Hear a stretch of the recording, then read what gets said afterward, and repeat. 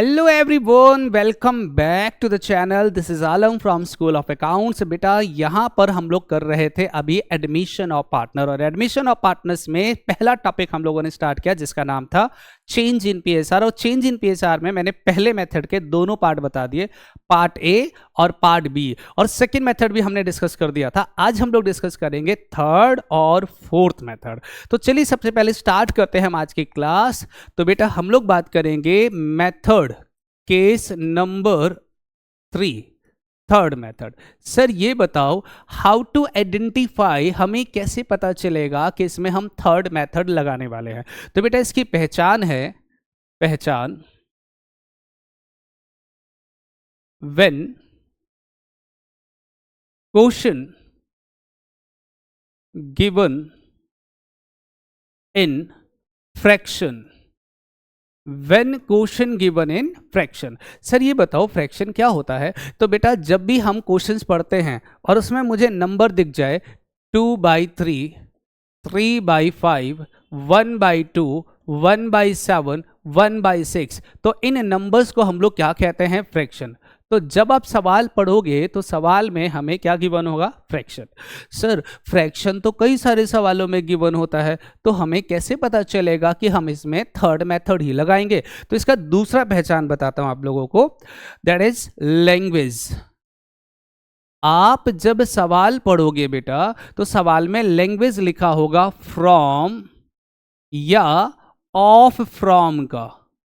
Sir मतलब जब आप सवाल पढ़ोगे ना तो उसमें हमें लिखा मिलेगा फ्रॉम या ऑफ फ्रॉम। अब बच्चा कहता है सर एक बात बताओ, ये तो ऐसे शब्द हैं जो अंग्रेजी में कब आया और कब गया हमें पता ही नहीं चलता, तो हाउ टू आइडेंटिफाई, हमें कैसे पता चलेगा कि थर्ड मेथड लगाना है। तो ये वर्ड तो आएगा और चला जाएगा। तो बेटा तुम्हारे लिए मैं एक और पहचान बता देता हूं। इसकी पहचान है कि न्यू पार्टनर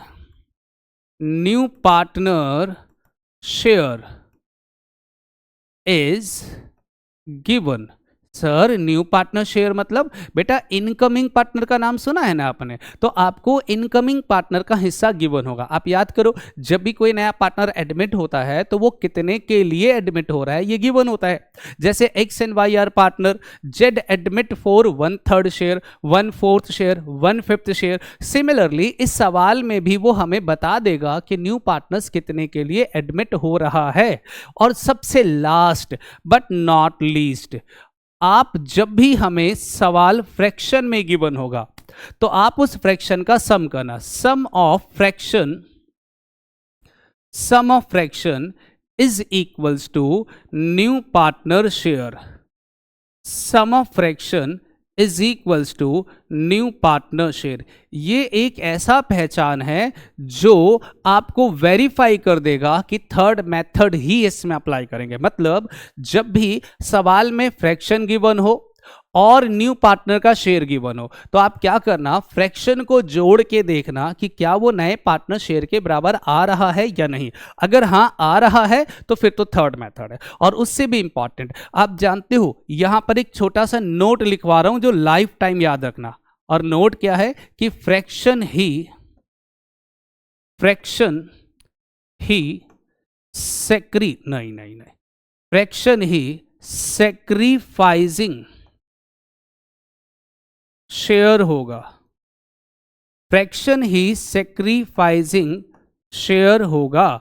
मतलब अगर आपने फ्रैक्शन का सम किया और वो न्यू पार्टनर शेयर के बराबर आ गया तो बेटा जो फ्रैक्शन है वही हमारा सेक्रीफाइजिंग शेयर होगा। और सॉल्व करने के लिए सिंपल सा एक स्टेप लगा देना, step number 1, that is new share is equals to old share minus sacrificing share. मतलब अगर ये सारे पहचान सेटिस्फाई हो जाते हैं तो इसका मतलब जो क्वेश्चन में हमें फ्रैक्शन गिवन है वो सेक्रीफाइजिंग शेयर है। आप ओल्ड में से सीधा ही उस फ्रैक्शन को माइनस कर दोगे तो क्या बन जाएगा, न्यू शेयर। सर कैसे, सवाल कैसे आता है, तो आओ एक छोटा सा सवाल करके दिखाता हूं। लिखा है, कहता है X and Y are partner X and Y are partner, sharing profit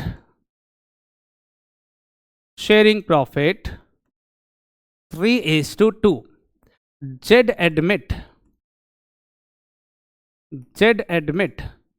4 1/4 share.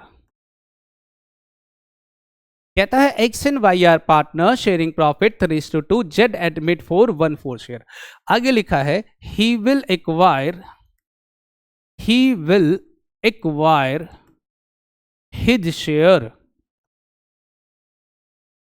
1/8 from X and 1/8 from Y.